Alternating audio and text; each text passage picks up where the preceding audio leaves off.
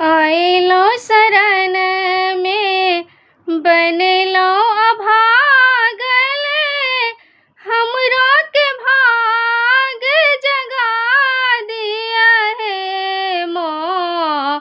आइलो शरण में बनल छी अभागल, हमरो के भाग जगा दिया है मों।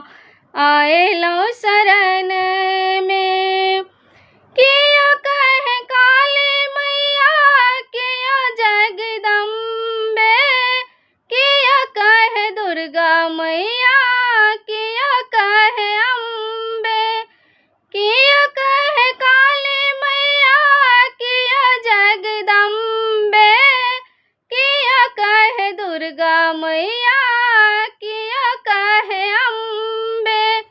बिगड़ल करम के माँ हमरो